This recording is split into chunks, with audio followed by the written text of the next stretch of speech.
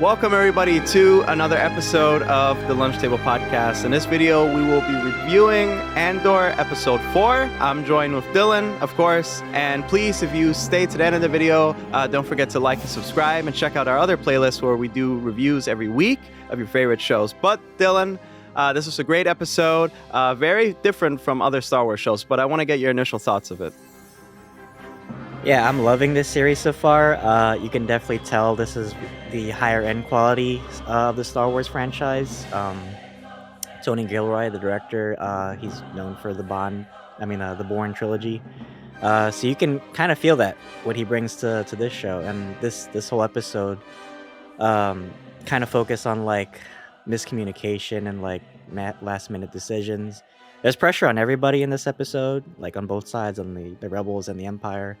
So we kind of start off with Luthen and Cassian, and they're kind of like forming this trust, but it's not really trust. And I said before, like I kind of don't trust Luthen 100%, and we kind of see that because he does say like Cassian is like technically disposable. But we get to meet Luthen's, I guess, crew, and we also get to see finally we're returning to Coruscant. For how many movies and shows it's been since we've had Coruscant for a while. So yeah, it was cool. Great to see that. We get to see like the inner workings of the Imperial Security Bureau. We don't really see that much other than like in live action, other than like, legends and comics. So it's great. Yeah. What were your thoughts on this episode? Yeah, it's awesome that we get to see more of Coruscant. I was like waiting for like a proper modern take on with CGI, especially with Coruscant. It looks beautiful.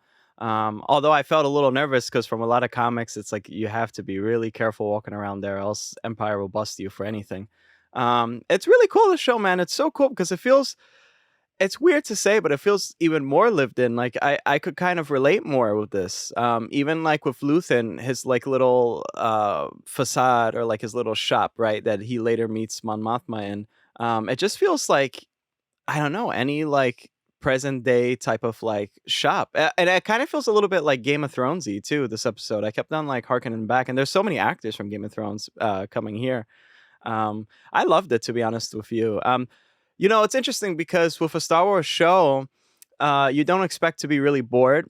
I feel like for a younger audience, they'll kind of feel a little bit bored watching this show. But I respect that because it's a very mature approach to Star Wars, right? And there's a lot of dialogue, and I think it's written beautifully. So tell us your other thoughts on it. Yeah, I could see that. Yeah, it's definitely meant for mature audiences, but I like that there's more nuance to this show than we've seen like previously. Like, I mean, Mandalorian kind of has that, and you could say other shows have it too. But I think those kind of shows are meant for like the whole family, like a more well-rounded show. This show definitely feels like there's like a certain like nuance to it, and you could definitely tell like there's this kind of like style that Tony Gilroy adds to it. It definitely feels like we're watching like a spy thriller or like a Jason Bourne-esque type of movie in this series.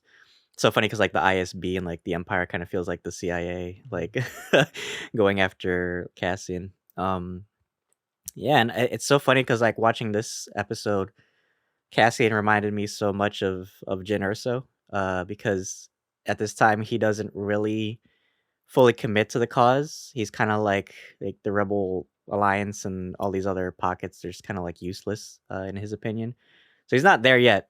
So like you said in the last review, eventually he's gonna be like more of a Luthen character down the line. I can see that.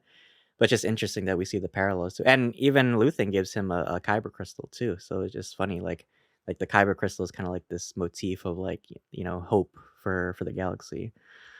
Um, what else happened? But yeah, that was cool too. That we get to see like Luthen like behind the scenes, like his kind of like you said like facade. He has like this front, where it's kind of like this like information hub. We see more of Mon Mothma. That was cool. Like we get to see like the inner workings of like how she's kind of like forming the rebellion. So she's kind of like funding them too. We even see like bits of like her relationship with her husband too. So he's kind of like this suck up to all the Imperials too. So it's weird how like even in her domestic life, she still has like struggles. Like she's like, oh, you're gonna laugh about like people like suffering and shit like that. So I thought that was interesting. Oh, also I should mention, I don't know if you noticed too, in Luthen's art gallery we saw Starkiller's armor. That was an awesome cameo. Did you notice that? I honestly thought that was just a Mando thing, from first witnessing it. Was it really Starkiller? Well, there was Mando's armors too was in there too. If you guys rewatch it, there was like Mando's armor was in this little section, and then behind them there was like this statue, and it had Oh. I don't know if it was the full armor, but the helmet was definitely like Starkiller. I don't know if Oh, it's canon, that. but Right. I was looking at that, I was like, "This seems familiar," but I couldn't put my finger on it. Oh, yeah.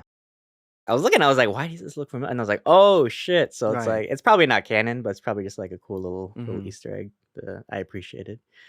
Um, yeah, and we also saw what happened with Inspector Karn. So he moved back with his mom. I don't know why that was so funny to me. So he's kind of fallen from grace. And we also get introduced to new Imperials too. So yeah, what were your thoughts on like the ISB scenes?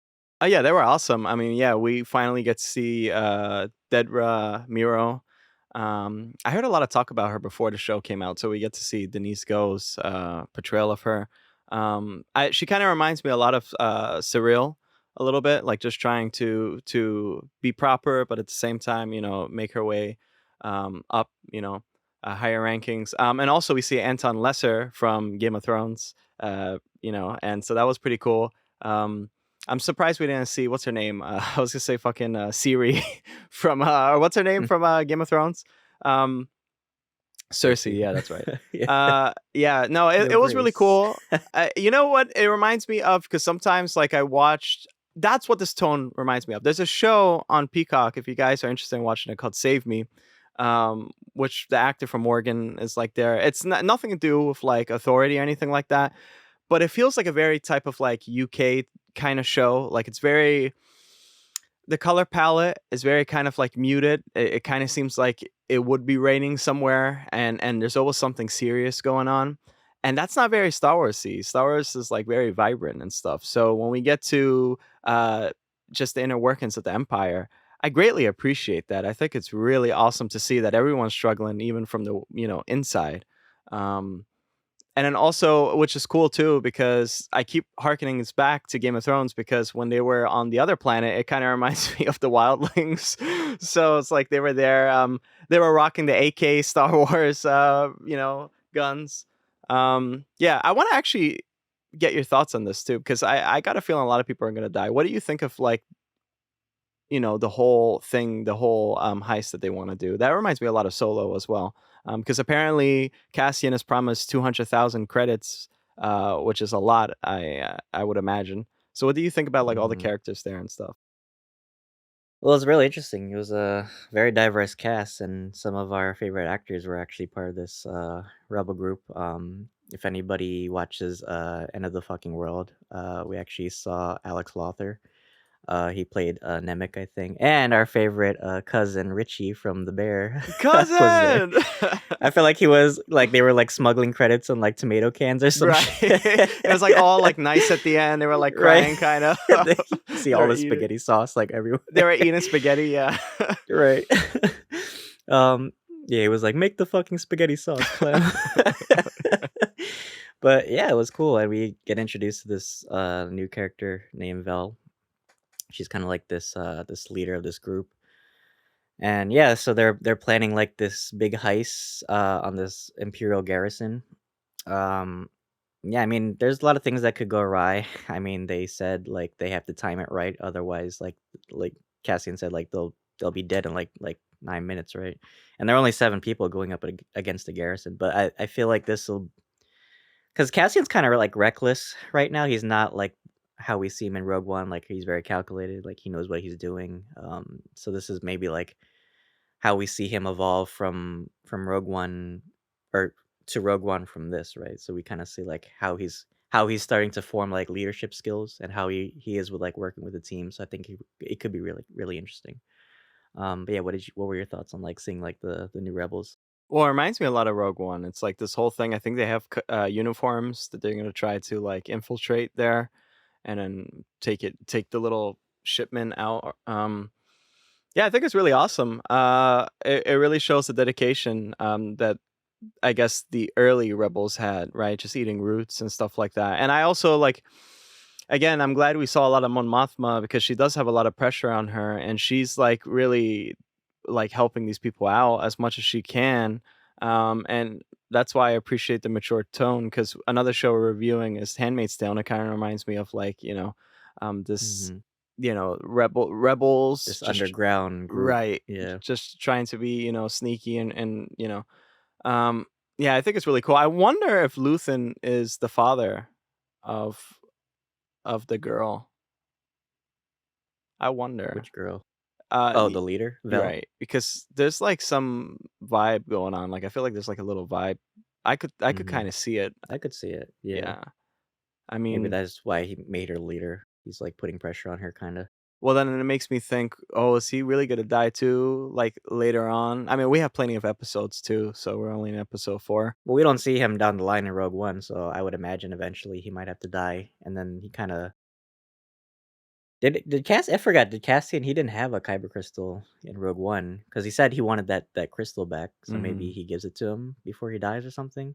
Probably, yeah, I could see, yeah, probably, yeah. Oh, and Mhm. also it reminds me a lot of Jedha, in Rogue One. So it's like there's like this nice little tie, and there was mentions of Saw Gerrera too, which is interesting, right? Mhm. So everything's revolving kind of like or tied to this kyber crystal, And they mentioned, Scarif too, so it's kinda like right? we're getting the seeds of Rogue One a little bit. Yeah, yeah, Yeah, it was, like it was great, acting from both sides, we got to see, like, how the Empire operates and how, like, these underground they're so similar, it's funny because like, they both have different intentions.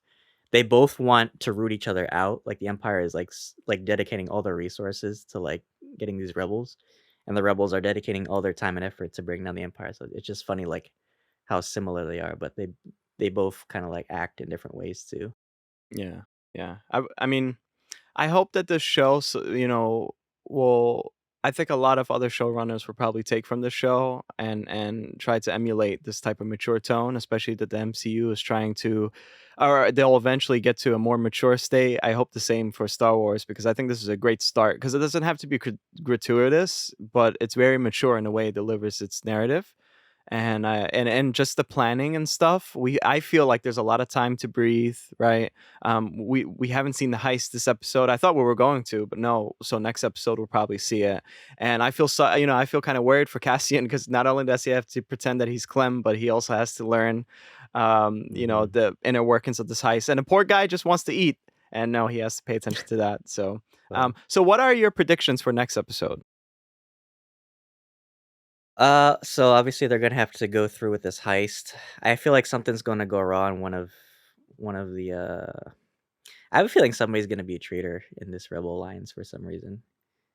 Like Oh, there has to be like maybe like a mole or something. right. Because you always in these kind of shows you always like whenever you have like a heist kind of thing, like somebody always ends up either fucking up or they're like a traitor to the empire too. Like maybe the empire like buys one of them out or something. So I feel like that could happen. Yeah, more pressure on Mon Mothma. We could see like how she's dealing with like the Senate and how she's kind of like funding these rebels like on the low and how she deals with like the politics of like the Empire and the Senate too. So because like she even said like she if they fall, she's the first one to go, right? So it's more pressure on her, if anything. Um, more of the ISB. Obviously, we're gonna see like this character. She's probably gonna. I mean, it was weird because like it's a weird doctrine for the Empire because like he even said like they're not a security bureau because why are they could just go to the Navy, right? So their function is basically like healthcare. They're a treatment. So I feel like this ISB character, like she's going to, you know, work around like the policies of the Empire because that's really like how you get shit done is like when you break the rules kind of. So it's interesting like seeing like the Empire and the rebels how they kind of like work around like their dogmas, to get their goals achieved, I guess. But yeah, what are your predictions for next episode? Yeah, I think Dedra and Surreal are probably going to be in cahoots a little bit later on. They kind of match in vibes. I got a feeling they're going to meet with each other somehow, and Surreal's going to try to help Dedra. And maybe he's and I always think that Surreal's going to like come to an understanding of the Rebel Alliance and perhaps join him in the future or something like that. I think the heist is. gonna kind of go awry, and I think Alex Lothar's character is gonna die. Always like when there's like a sweet type of character that's understanding, right, and maybe is Mhm. young and kind of teaches you some like wisdom here and there. They end up dying a little bit later on. I got a feeling he's gonna die, Mhm. and I think people are gonna blame Cassian for that too. Unfortunately, um, yeah, I think it's gonna be a good amount of action next episode. And I wonder if we'll ever see Palpatine interacting with Mon Mothma. I wonder if it's like a oh shit, like type of moment, Mhm. where like somehow she just meets him, and then he tells her, "I am the Senate" or something like that, and then everyone's gonna like, "Wow," Right. you know. Um, yeah. So, final thoughts. So, how would you rate this episode? I rate it pretty high. I'd probably give it a 8 or 9. Yeah. Um, I think the quality was there. This was a very interesting episode. We got to see like a little more backstory into Cassian. He was a cook on Mimba. I don't know that was so funny to me. I just imagine him like making super And the spaghetti bear, he's sauce. like, yeah, Yeah, he was making working at the spaghetti. beef on Mimba. um, yeah, great acting, great introductions to new characters. It was an awesome episode seeing like the different like POVs of everybody in this show, other than Cassian, right? And Right. yeah, the quality, of course, as I said last episode, is there. And great shots. Like when we saw like Coruscant, it kind of felt like we were looking at like a New York like skyline or like an aerial shot too. So it's crazy like how they make Star Wars feel like so like relatable. Even like when Cyril like went to his apartment, I feel like that's an actual like fucking hotel or some shit. Like that was his Airbnb or something. I don't know. Yeah. Yeah. But yeah, great quality overall. So how would you rate it? Yeah, for sure. I think I would rate it like a 9 out of 10. I appreciated the episode. Every episode was great. And there was a lot of action in episode 3, so we get a little breather, right, in this episode. And there's something going on in the middle of it where it's like this type of energy where like we're getting ready, and I feel like it's like a lot of people will probably die. That's how it feels. A Mhm. lot of episodes like you don't really know who's gonna make it out. So, yeah. So guys, that is our review of episode 4 for Andor. If you like the video, don't forget to give a little doot to the like button. We greatly appreciate it. Also, share it, right? Try to show us some support. We would greatly appreciate it. We have a lot of content coming out, too. October's around the corner, so we have plenty of movie reviews. Possibly a PlayStation Showcase reaction. We'll keep you up to date on Instagram. I think Dylan will probably also do an Instagram update officially, so you can check that out. Again, follow us on our social channels and wherever you like to listen to podcasts as well. But Dylan, as always, please take us away. Well, thank you guys for tuning into our review for Andor episode 4. Like Akram said, make sure you're following us for more content. We'll probably be releasing our Handmaid's Tale episode 4 today as well after this release. We have more content planned, obviously, for October. It's a lot of spooky stuff. We got the Barbarian review. We got Hellraiser Halloween ends. That's on October 14th. So, of course, we got to do a review for that. We Yep. may possibly be doing a Dahmer review. So, if you guys have been watching this show on Netflix, we'll probably be covering that as well. Make sure you're following us whatever platform you're listening to: YouTube, Anchor, Apple Podcasts, and Spotify. Like Akram said, we do have clips on our Instagram page you can check out, and also on our TikTok page as well. So thank you guys so much, and until then, thanks for having lunch with us. See you guys.